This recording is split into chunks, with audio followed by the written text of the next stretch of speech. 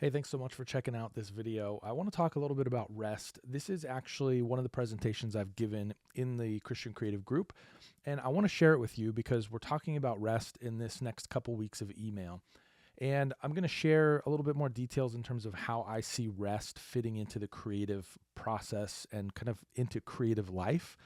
Something I'm really exploring right now is how creativity works. I think it's important for us as creatives to understand how creativity works so that we can not be at odds with it. I think a lot of times our lives kind of function in a way that's opposite to the way that creativity works. And so the better we understand it, the more success we can find as creatives.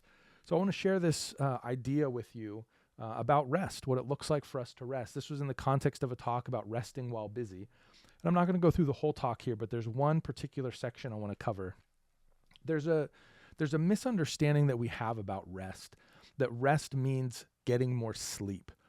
That's incorrect. That is a way for us to rest, but it is not the way for us to rest. There is some really interesting research done by Dr. Sandra Dalton Smith from a book called Sacred Rest, Recover Your Life, Renew Your Energy, Restore Your Sanity.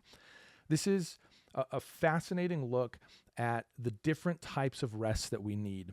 And it's really important for us in the midst of a season like this one, the holiday season, Christmas, post-Thanksgiving. There's always kind of this burst of pressure that happens post-Thanksgiving as we lead up to Christmas. If you sell products, pre-Thanksgiving, ahead of Black Friday, is actually a big part of this.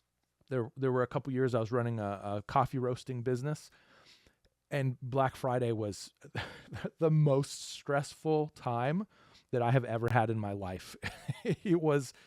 There's so much pressure to try to get the right deal, to make sure you have enough inventory, but not too much inventory. What's the best way to promote it? How do you compete with everybody else? I'm some hobbyist roaster who's selling beans. How do I compete with the big dogs? There's all of this tension that happens this time of year. And when this tension happens, it takes so much time, so much energy, and we get exhausted. And we think we need more sleep, but that's not actually always the right answer. So I just want to call attention to this idea that there's more than just sleep as a type of rest. So what Dr. Sandra Dalton Smith suggests is there is physical rest that we need, and so that would be sleep. But then there's also creative rest.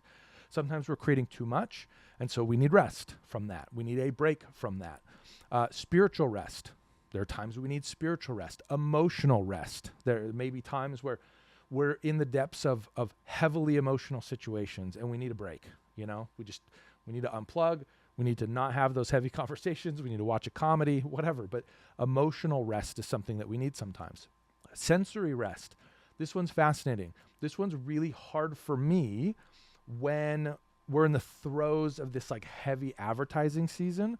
I really struggle with so many messages coming at me. It exhausts me. Well, there's a degree of sensory rest that I need. So that means I need to prioritize interacting with mediums that don't have ads, maybe like read a book as opposed to, watching something on my phone or scrolling social media. Those are the types of shifts that we're looking at when it comes to understanding some of these types of rest. So sensory is one of those. Social, there's all these social engagements that we have this time of year. So maybe pull back a little bit, maybe take a break a little bit, maybe say no to one. Or this is a really practical way to solve the social one. Take the long road home, go to your event and then do the meandery route home, or maybe plan on your calendar, even book time after the fact where you don't do anything that evening. So there are ways that you can build rest in there. And then mental rest. If we're spending a lot of time thinking, a lot of energy in that space, we get exhausted. And so I want to call this out because it's less that this has all of the answers to your life. It's less that, this short video is going to be the key to you now being able to rest successfully because here's the cause and effect of, you did this, now do this. It's more to say, be attentive to the type of rest that you need. And for me, this was a real eye-opener. Recognize that you may need a different type of rest than sleep. Something I'm going to share in the email next week is really this season of tension for me where I was struggling a lot. And as I continued to pull back, I found that that I was really losing joy in the act of creating. And what that led me to was a place where I thought that I wouldn't be creating anymore in the future. I feel very fortunate, and there was a layer of people around me in my life being a positive influence and encouraging me and inviting me into the act of creating. And I really do think that that changed the trajectory that I was on. You know, I talk a lot about the Christian Creative Group, and the reason it's important to me is because I have benefited so greatly from community, from others around me who have encouraged me to continue to persevere and to create. And it's been so life-giving. And more than that, that's how God has built me. And so I don't want you to lose out on pursuing how God has built you just because you need that encouragement around you. You can find that. Let's talk. I want you in that group because I want to continue to help you grow and develop as a creative. But in that moment, I responded differently. I thought I needed creative rest when I didn't.